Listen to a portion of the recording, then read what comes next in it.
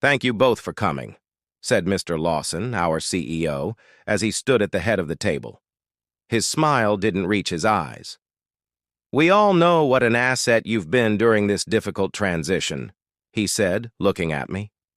The boardroom was silent except for the steady ticking of the antique clock mounted on the wall. I sat at the long glass table, fingers loosely interlaced, my expression calm, but underneath my stomach churned. I should have known something wasn't right when I saw Bryce Slough, controlled polite waiting. You took a broken system, he went on, and it made it smarter, faster, and more scalable. That AI logistics software you developed turned our entire process around. Our profits this quarter are historic, up 300%. That's something, thank you, I said. It wasn't false humility. I knew what I'd done. Every sleepless night, every bug was fixed at 3 in the morning. Every server crash that I personally rewired back to life, it had all led to this moment. Lawson chuckled awkwardly, then turned toward Bryce. And Bryce, your leadership potential has really begun to shine. My smile froze leadership potential. This was the guy who once confused a database with a spreadsheet, which is why Lawson continued. Starting next week, Bryce will be stepping into the new Director of AI Operations role. The words didn't register. At first I heard them, but they didn't land Director of AI Operations. That was my department, my team, my creation. Wait, I said, my voice still calm but lower now. You're giving the promotion to Bryce. Lawson raised a hand as if anticipating my protest. Look, Mandy, you're brilliant. No one's questioning that, but leadership. It's about more than just innovation. It's about presence, confidence, charisma. We need someone who can represent us to investors. Someone who looks the part. I finished. For him, he hesitated, then shrugged. Unapologetic. Business is perception. Bryce smirked from his seat, finally sitting up straight. Hey, no hard feelings, Mandy.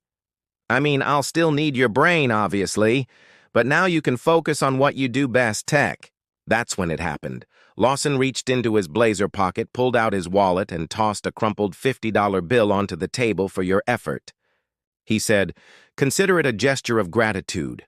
The room tilted $50 for creating an AI platform that turned a dying logistics company into a $200 million market leader in less than a year. $50. I stared at the bill, then back at Lawson, at Bryce, who was already texting someone under the table. Probably his golf buddy.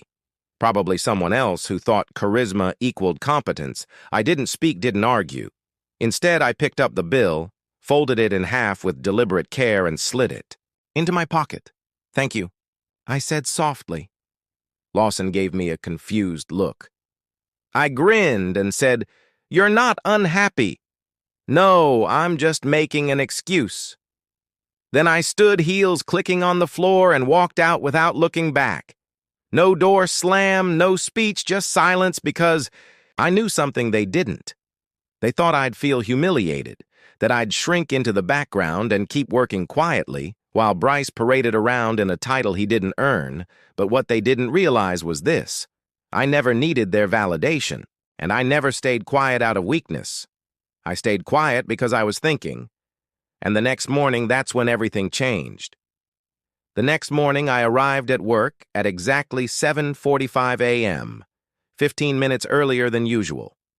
The front desk security guard looked surprised. Didn't expect to see you today, Mandy? I gave him a small smile. Habit, I guess.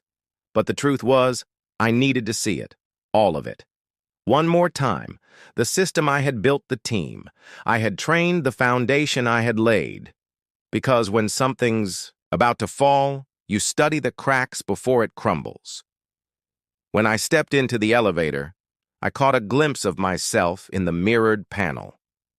Calm face, hair, neat eyes, tired but alert. You'd never guess the storm that had just been handed to me in the form of a wrinkled $50 bill. The doors open to the third floor. My floor, or rather what used to be my floor. My office door was open. Boxes already sat stacked against the wall with my name scrolled in marker, and sitting at my desk, feet propped. Up casually, like it was always his, was Bryce. He had moved in without even pretending to be subtle. A coffee mug with his name on it sat beside my monitor, the same monitor I had bought myself last year because IT's budget didn't allow for upgrades. "Oh, hey," he said when he saw me. "Didn't expect you to come in?" I didn't respond right away.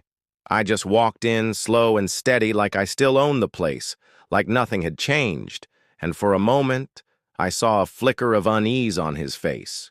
He straightened. "Up a little, I just came to grab my things," I said, gesturing to the boxes. "Right?" "Of course." Bryce cleared his throat. "Listen, I hope there's no hard feelings. You're still part of the team, obviously. Just in a different capacity now." "Different capacity," I echoed, arching an eyebrow. "Lawson's putting you on a special project. Something about updating legacy systems for the support team. Should be fun. Lots of back-end cleanup. Back-end cleanup." I almost laughed. I had just written the most advanced logistics, AI, in the industry, and they were assigning me to fix printer queues and corrupted spreadsheets. "Sounds perfect," I said dryly. Bryce didn't pick up on the sarcasm. As I walked down the hall with the boxes in my arms, people glanced at me, then looked away. No one said anything. No one stopped me. Funny how quick people forget the one who held the walls up when they were caving in. I made it to the back corner of the building, the support department, tucked away like a forgotten storage closet. Desk with a half-broken chair and a flickering monitor waited for me. I sat down slowly, staring at the mess of cables and dust, like it was some kind of joke, but I wasn't angry. Not really. Not yet. I was calculating because what no one here knew. Not Lawson. Not Bryce. Not even it was that the software I developed wasn't entirely stored on the company servers. The foundation was there. Sure, but the real power. The advanced version with proprietary deep learning modules and predictive routing that lived elsewhere. It lived on an encrypted private server under my control. The version the company had was good, the version I kept revolutionary. They had no idea. And so I sat there at my sad little desk while Bryce gave some lame speech to the staff about new leadership energy and scaling success. I pulled out a notepad and began sketching something, not code strategy. By lunchtime, I had made my decision. If they didn't want me here, that was fine. I wouldn't fight them. I wouldn't beg for a title. But I also wouldn't sit quietly and let them profit off my work while pretending I didn't exist. They wanted a leader. I'd give them one, just not here. That afternoon, I sent out 3 messages. Quiet, private, deliberate.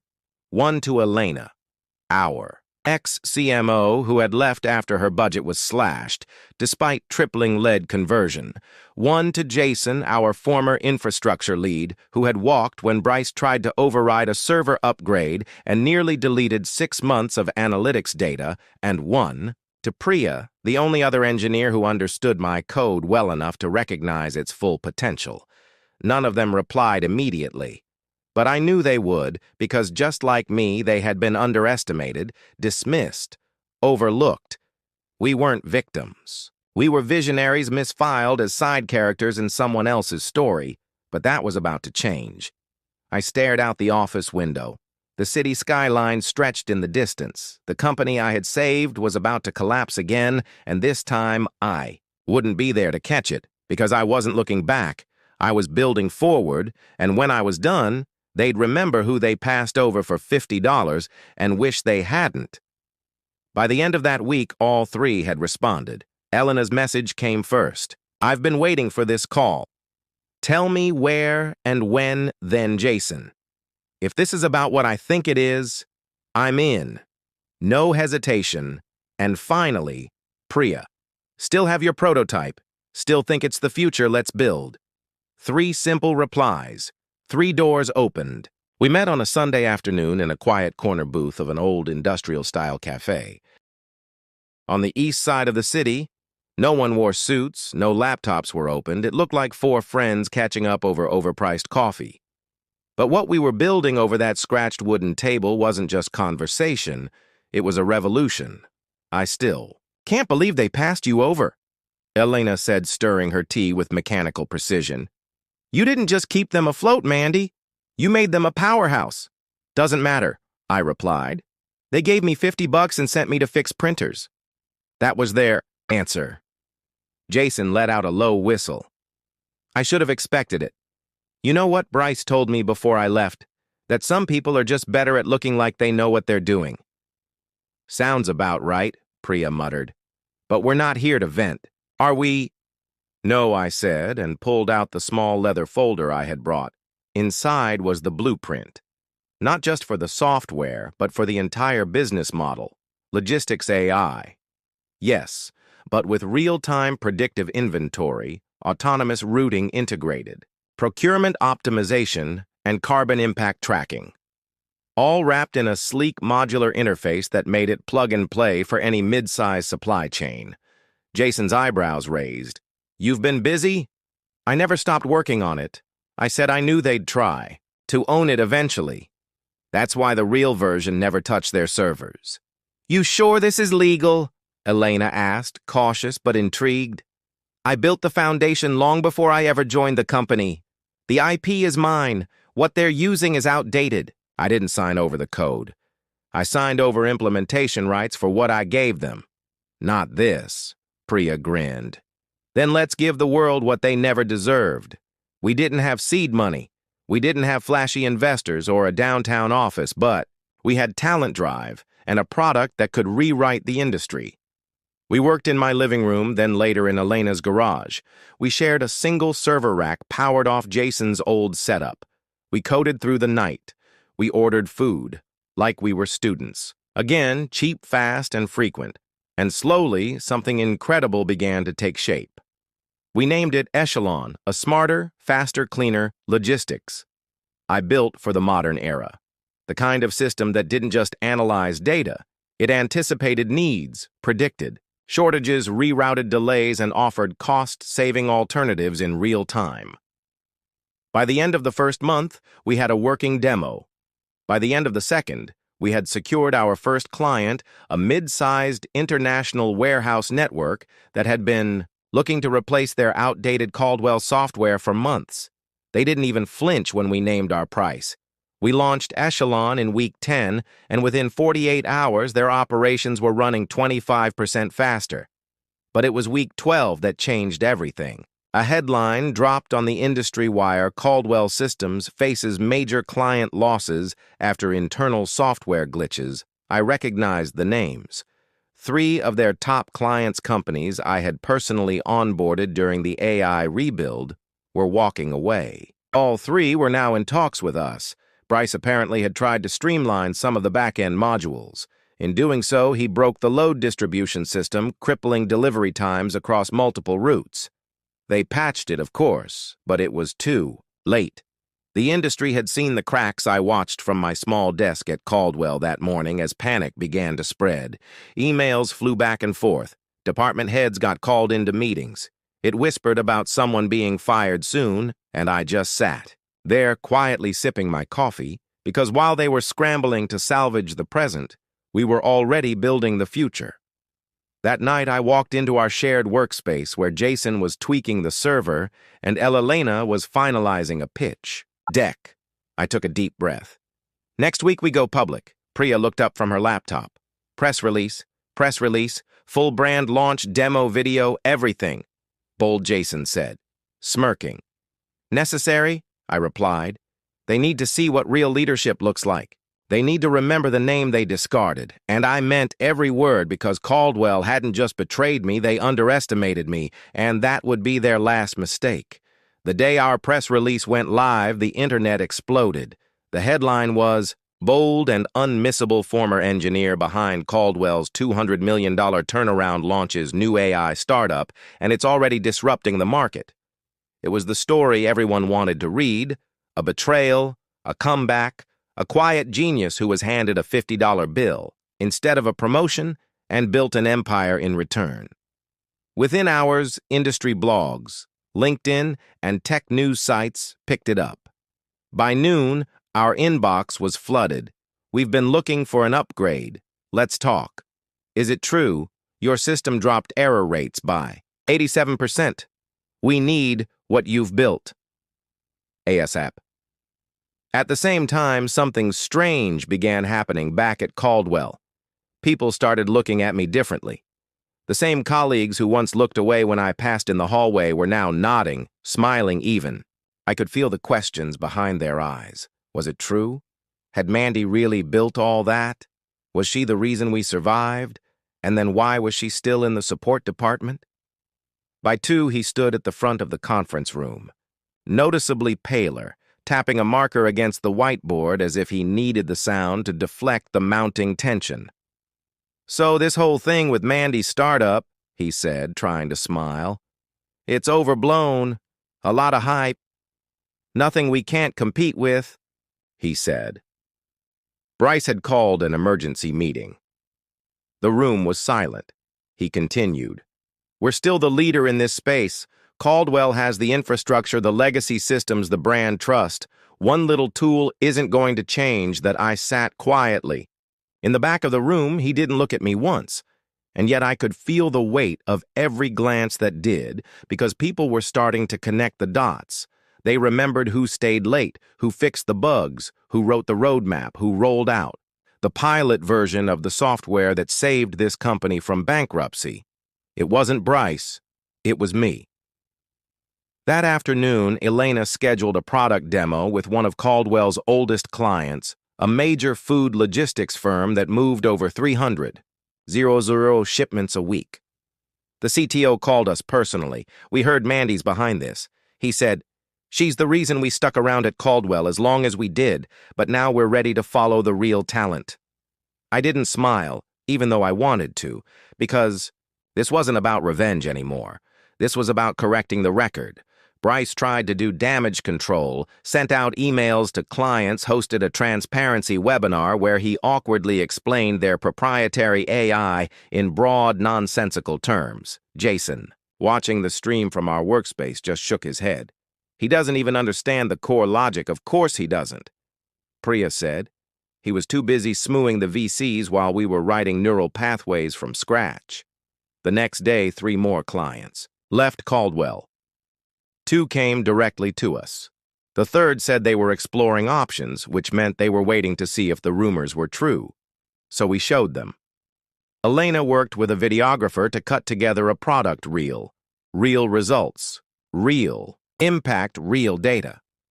We included testimonials from our pilot clients demonstrating just how much money and time Echelon was saving them. The video dropped on Wednesday morning. By Wednesday evening, we had 80. 0 views. And then it happened. The investor call. Every quarter, Caldwell hosted a public update for stakeholders and partners. This one was meant to celebrate the end of their fiscal year, the year I had single-handedly saved. Instead, the call turned into a slow-motion disaster. The first slide showed a drop in client retention. The second revealed a 14% revenue dip, despite market growth. And by the time the Q&A opened, someone finally asked what everyone was thinking. Is it true that your former engineer Mandy Lee built the original AI that saved this company? Lawson's face on the screen froze for just a second too long. He recovered barely. Mandy contributed to early models. Yes, but the system is ours. The next question. So why is she outperforming? You now with fewer resources. Another pause, more silence, then no further comments. The call ended early, and by Thursday morning, Caldwell's stock dipped 8%. Elena sent me a message. It's beginning. I stared at my inbox at the new messages, the partnerships, the press interviews, the invitations, and then at my screensaver, a quiet photo of our team from that first week. Tired faces, hopeful eyes. We hadn't had $1 to our name then. Now we were the ones setting the bar. The $50 bill was still in my desk drawer, unfolded unspent, a reminder not of humiliation, but of clarity. They paid me $50 for building their future, and now I was taking it back. By the start of the next quarter, Caldwell Enterprises was bleeding and the industry could smell. Clients weren't just leaving, they were running. The logistics forums lit up with complaints, slow updates, buggy reroutes, data inconsistencies, downtime. Things our AI had eliminated were now back with a vengeance. Their support team, the one I was, once demoted to, was overwhelmed. Tickets piled up, and Bryce was missing, not literally. He still came into the office, but the smug confidence was gone. His tie was always loose now, his smile twitchy, his meetings shorter, and his panic less hidden. The final blow came on a Monday morning. Caldwell's largest distribution partner, one of the top 5 in North America, announced their transition to Echelon. We hadn't even pitched them. They came to us. "We're tired of duct tape and guesswork," the CEO told Elena on the call. "We want the original architect of innovation. We want Mandy." That single deal was worth $18 million annually. It was also the last nail in Caldwell's coffin. The company that had once paraded my work as their miracle was now standing in the ruins of what they refused to protect. On the inside, the chaos was palpable. Lawson was nowhere to be seen. Rumors floated that he was stepping down. The board was in turmoil, trying to understand how they lost a $200 million resurgence in less than a year. And the most poetic part, every failed pitch deck, every broken promise. Every angry client they all traced back to one moment. The moment they handed me $50 that afternoon, I received an email from an anonymous address. No greeting, no signature, just a single line. "They want to talk." I stared at it for a moment, then forwarded it to Elena. She responded instantly. "Don't go, make them come to you." The next morning, I got the official meeting request, subject re-strategic partnership discussion from Lawson Richard Time. Friday, 10 a.m. Location. Nova Systems HQ attendees. Richard Lawson, Bryce Jennings. I leaned back in my chair. Nova Systems HQ. My company, my terms. Jason saw the invite appear on our shared calendar and chuckled. "Should we prepare snacks or just bring popcorn Friday?" Came fast. I wore black, not for drama but for precision, a sleek, tailored suit, no logos, no distractions. The kind of outfit that said, "I don't need you." You came here? They arrived right on time. The Lawson was older than I remembered, or maybe just tired. Bryce followed closely, visibly sweating. I met them in our boardroom where the Nova logo gleamed proudly across the glass wall behind me. "Gentlemen," I said, gesturing for them to sit. Neither spoke at first. They were too busy absorbing it all. The clean architecture, the hum of productivity, the company I had built from scratch without them. Lawson cleared his throat. "Thank you for meeting with us." I nodded. "You asked, we believe there's an opportunity." He said carefully, to realign, share technology, possibly collaborate on licensing. I let the silence hang. Bryce jumped in a little too quickly. "Look, Mandy, we all know you're doing great things. But Caldwell still has brand equity distribution infrastructure. You're hemorrhaging clients." I interrupted. "You've burned investor trust. Your last software update corrupted thousands of delivery chains and 3 Fortune 500 companies named you publicly in breach notices." Bryce flinched. Lawson tried again. "We're willing to offer you a leadership role. Senior-level autonomy, competitive package, and naturally full ownership of the AI division." I raised an eyebrow. "Let me guess." I said, "You want me to clean up the mess while you take the credit again? Just like last time?" "No," Lawson said quickly. "This time would be different." I leaned forward slightly, calm, sharp. "You're only here because you thought I'd disappear, that I'd accept your scraps and stay quiet. You underestimated me once. You don't get to do it again." The room was silent. Then I stood. I didn't come here to rejoin Caldwell. I came here to end this. I pulled out a folder, and slid it across the table. This is a formal acquisition. Offer Nova Systems will purchase all remaining Caldwell Tech assets, patents, and software licenses. You walk away with dignity, but Caldwell ceases to exist. Bryce stared at me, mouth open, Lawson impaled. You're buying us out, he asked, like he still didn't believe it. No, I replied. I'm giving you a way to bow out before the market does it for you. They didn't speak for a long time. And then quietly, reluctantly, Lawson nodded. I'll take it to the board. As they stood to leave, Bryce turned to me, voice low. You're really going to erase everything we built? I smiled just slightly. You didn't build it, I did, and I'm not erasing it. I'm preserving it without you attached. When they were gone, I sat alone in the boardroom for a moment, longer, thinking, breathing. They had come to me on their knees, and I hadn't even raised my voice because real power doesn't shout it, simply waits. And then when the time is right, it takes everything back. The deal closed quietly, almost anticlimactically. No press release, no dramatic headlines, just a formal statement filed with the financial authorities. Nova Systems acquires Caldwell Enterprises' remaining assets, including proprietary technologies and IP rights. One paragraph to summarize an entire era, and with that, it was done. The company I once saved no longer existed. The brand was absorbed. The patents archived, the software shelved, permanently replaced by Echelon, which had now become the gold standard across the logistics industry. Within weeks, our market share surged to 52%, then 58% and still rising. Nova Systems had gone from scrappy underdog to undisputed leader in under a year. It should have felt like triumph, and in many ways it did.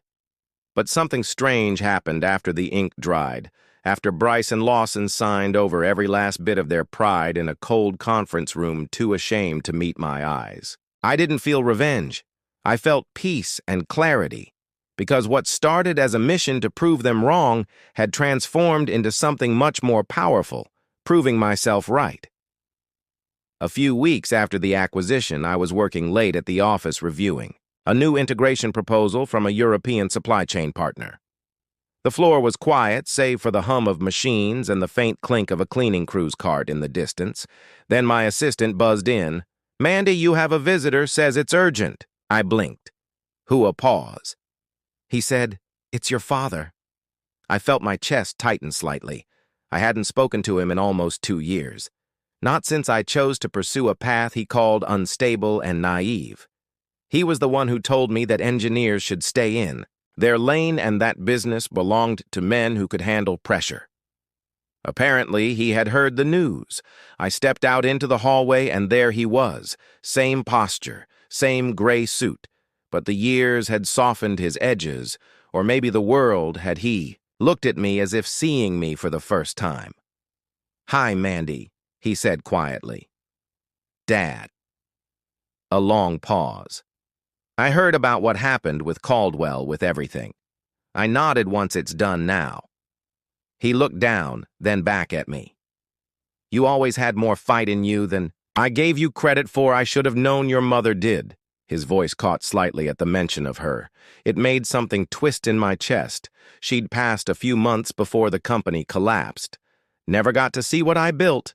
She would have been proud, he added. As if reading my thoughts, I exhaled slowly. "Why are you really here, Dad?" He shifted. "I wanted to say congratulations, and I'm sorry for not believing in you, for thinking success looked a certain way, sounded a certain way. You didn't need us. You never did." I studied him. The man who taught me to think like a technician but never believed I could lead like a visionary. The man who taught me how to solve problems but not how to stand in my own power. And yet here he was apologizing for the first time in my life. I gave him a small nod. "Thank you." He looked surprised. Maybe he expected me to lash out, rub it in. But I had nothing to prove anymore. I had built something that mattered, not because someone handed it to me, but because they didn't. We stood in silence for a few more seconds. Then I turned back toward the office. I should get back. We're reviewing a $120 million rollout this week. He smiled faintly. "I'll let you get to it." I just wanted to see you, standing where you belong. I didn't say anything else, just walked away, tall, quiet, steady, because that was enough. The next day, Nova Systems hosted its annual Leadership Summit, our first as a top industry player.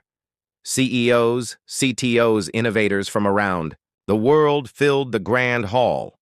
I stood at the podium, the stage lights warm on my skin, the weight of hundreds of eyes focused on me. But this time, I wasn't nervous.